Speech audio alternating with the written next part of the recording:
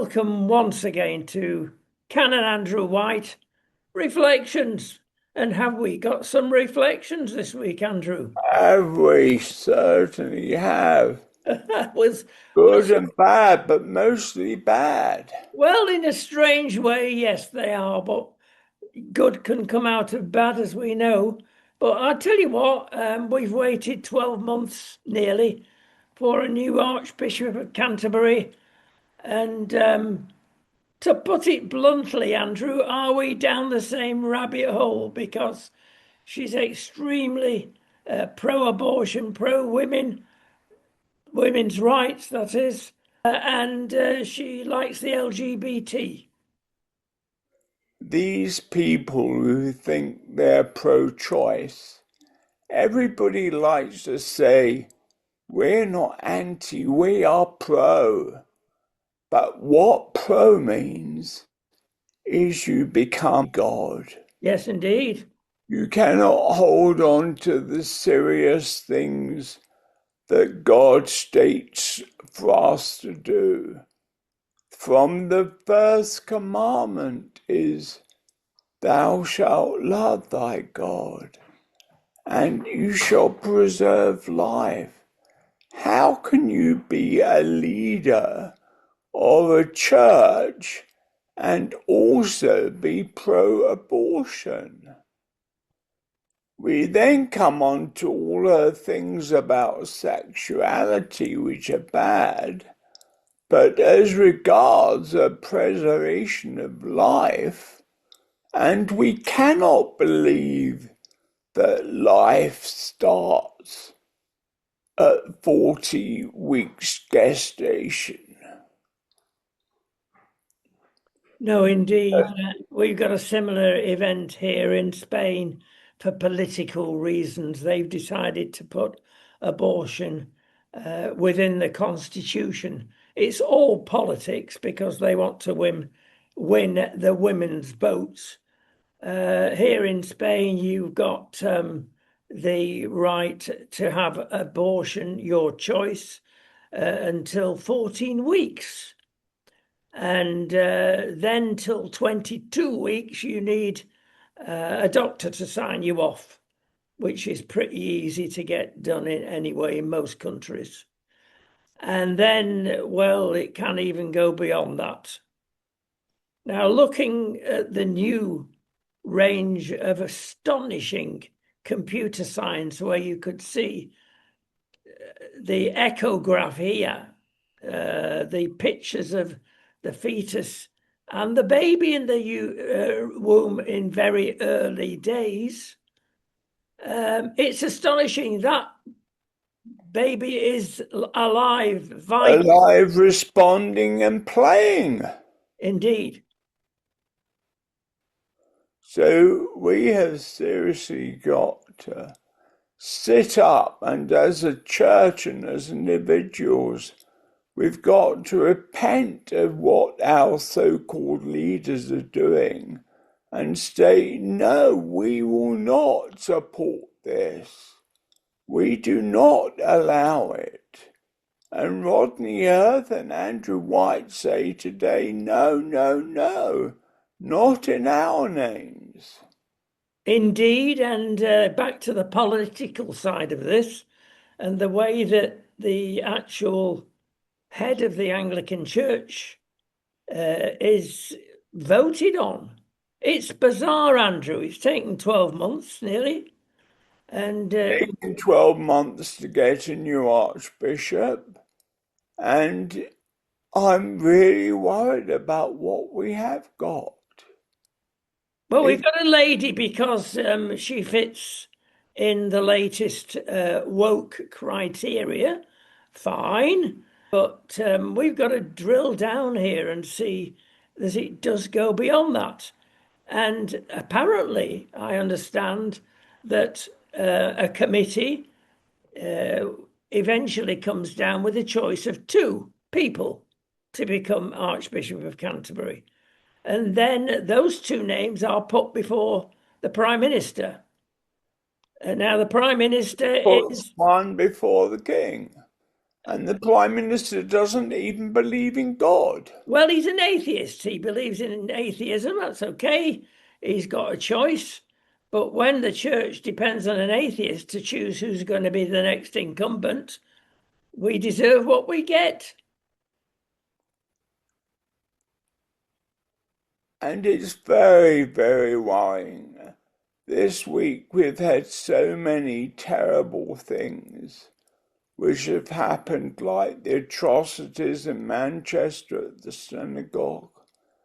And it seems as if society is involved continually in the desecration of the holy name of God.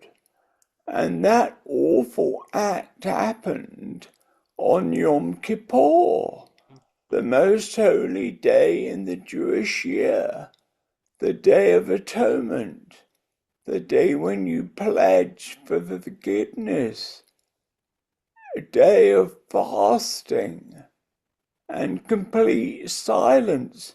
So nobody was seeing the news or answering their phones, and many people did not know about the tragedy, even in their own town, until after Yom Kippur had ended.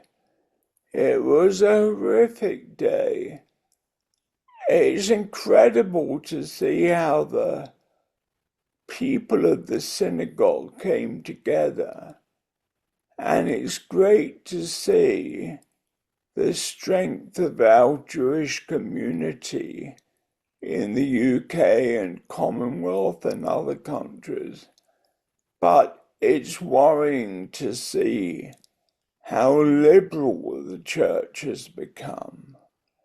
And yet it makes us surely become even more serious about the need for us as Jews and Christians to work together as one, because we are the products of Abraham, Isaac, and Jacob. Our leader was a Jew, Indeed. Jesus. And the area is my patch in Manchester, and I've got still a lot of friends, and we keep in touch from that area. So I am aware of the feeling. And of course, Mr.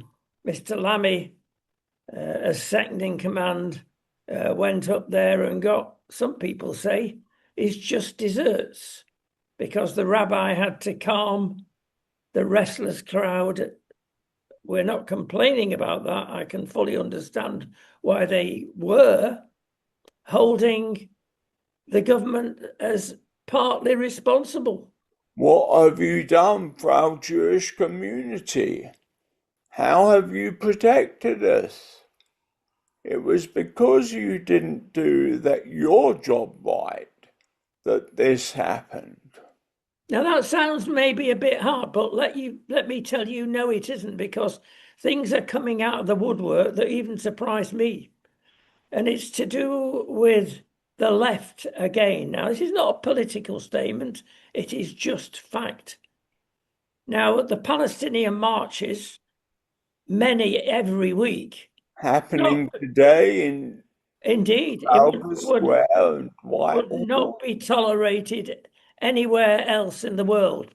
But why do they go on, especially in London, stirring up people like this?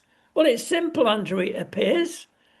The Labour, very left Labour of Westminster Council, have allowed these marches, no doubt including Sadiq Khan as well. Our Muslim mayor. Exactly. And a lot of people now are actually saying radical Islam is the biggest danger that both Jews and Christians have to face at the moment.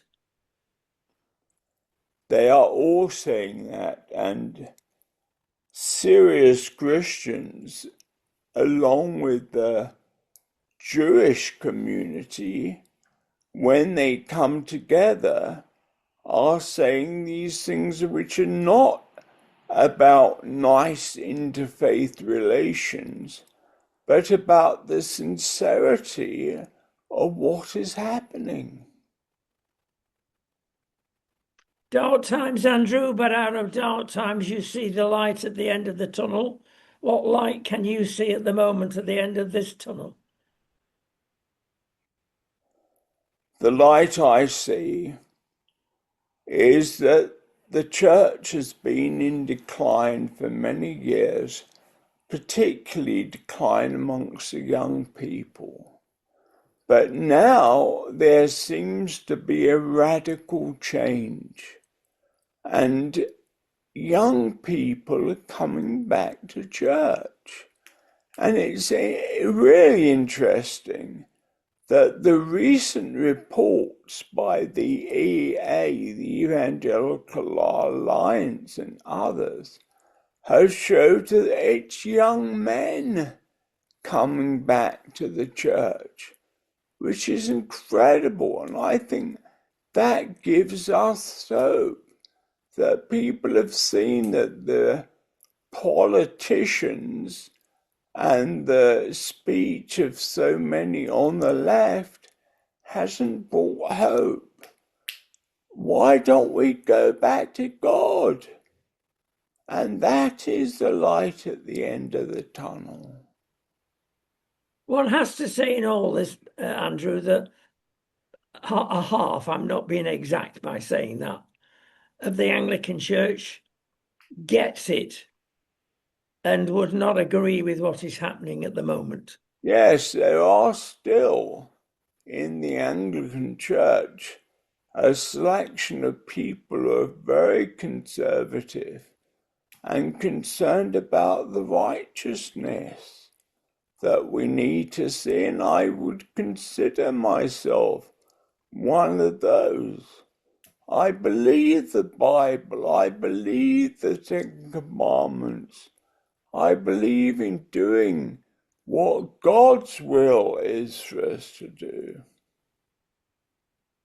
Andrew, thank you so much. Lots to discuss and more pretty early on next week because there's developments, of course, in the Middle East, but we'll let them develop a bit more before we comment on that.